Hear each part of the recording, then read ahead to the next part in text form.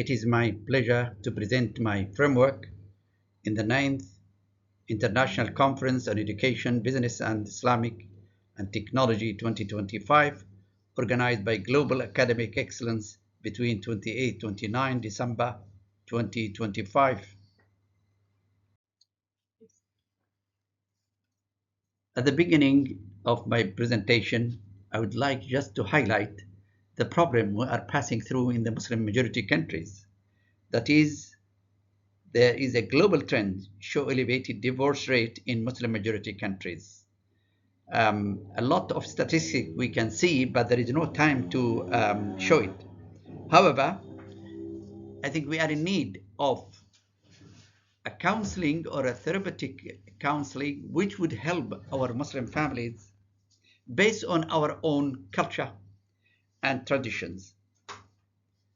Tazkiyah is the best approach to identify a framework and develop it for the purpose of helping our own Muslim families to resolve their own problems they are living in.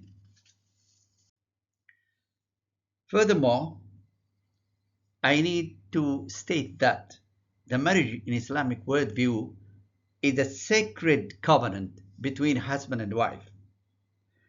And in fact, the life of the Muslim family should be based on tranquility, affection, and mercy, as it was stated in the Holy Quran.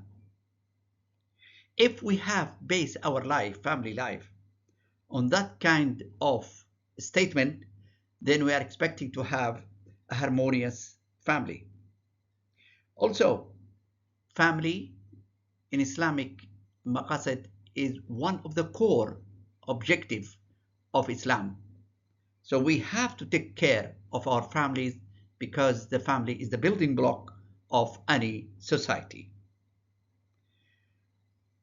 Also, I would like to say that this tazkiyah is coming as a result of connecting ourselves with our Creator. So we start with Tawheed, with our faith, which help us to cultivate and purify ourselves in order to help our own families as well as societies. I think we have to do is to help and adopt such kind of framework in order to have a very clear counseling therapy based on the Islamic worldview. Now we have to talk about the conceptual framework structure. For developing the framework, we have to think about 3 steps.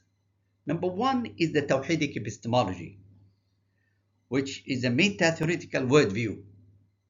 Then, based on Tawhidic epistemology, we derive the Tazkiyah-Nafsi framework. The Tazkiyah-Nafs conceptualization from our literature across different centuries with revelation, we come up with the 8 Tazkiyah-based marital counseling framework. And I have to show that if we have real connection with the Lord, then with ourselves, with the Tazkiyah, then it will come the result or the outcome for the family. The Tazkiyah itself will be consisting of several issues. Number 1 is a good conceptualization, a good cognitive understanding and perception and belief system. Then a good positive emotion and dignified manners and ethics. Then a real positive action toward each other within the family, and it ends up with happiness. With regard to methodology, we have adopted qualitative methodology and as a tool or a process of thematization. because the analytical process includes textual coding. So we have to identify core value-related construct from religious context, from revelation. Then we have to do thematic organization, which include grouping codes into broader psycho-spiritual categories. Then synthesis, which include integrating themes into a coherent conceptual framework. And finally, validation, which include triangulation findings with classical and empirical research. Based on the three phases of Tawhidic epistemology and Tazkiyatun Nafs, we come up with our own 8S marital counseling framework. This framework consists of 8S components. Number one, ikhlas or sincerity that aligns marital intention with divine purpose, purifying motives from ego-driven expectation from both sides or both spouses, husband and wife. Then sabr or patience that nurture emotional regulation and psychological endurance in managing conflict between the spouses. Number three, shukr or gratitude that support positive cognitive reframing by reinforcing appreciation and countering negativity among husband and wife. Then shura, consultation that formalize ethical communication between husband and wife through collaborative dialogue and shared decision making. Then sakina, or tranquility that reflect emotional stability and spiritual reassurance within the marital relationship between husband and wife. Number six, sidq, truthfulness that cultivate honesty, transparency in speech, intention, and behavior of both husband and wife. Then service or khidmah that externalize inner moral refinement through compassionate action and shared responsibility. And finally, sa'ada or happiness, which focus on sustained relational flourishing that represent enduring well-being grounded in moral integrity.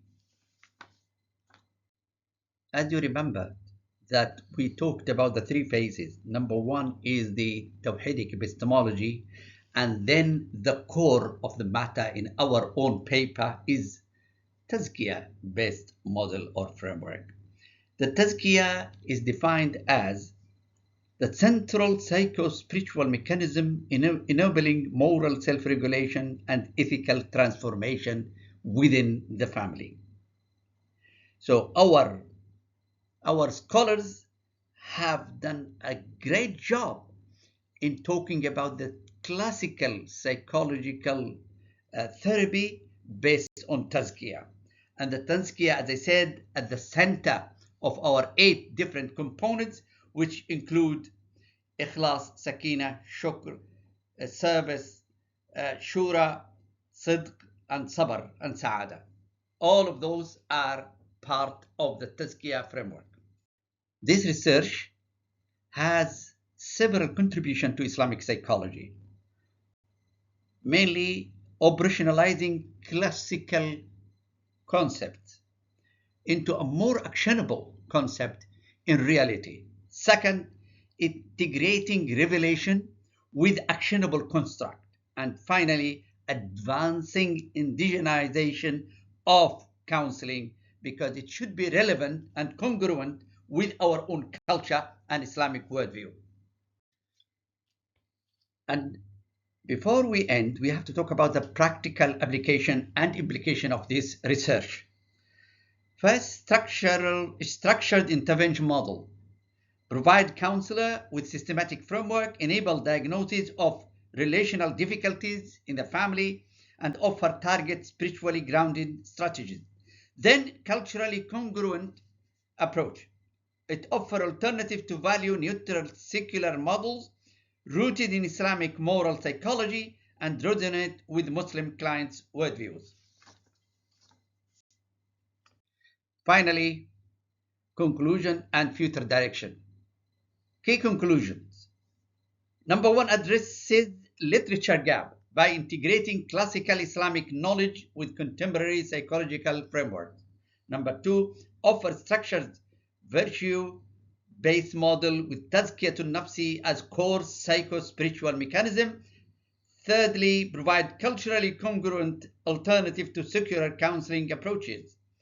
With regard to future research direction, we suggest that empirical study to validate each virtue as a valuable therapeutic construct.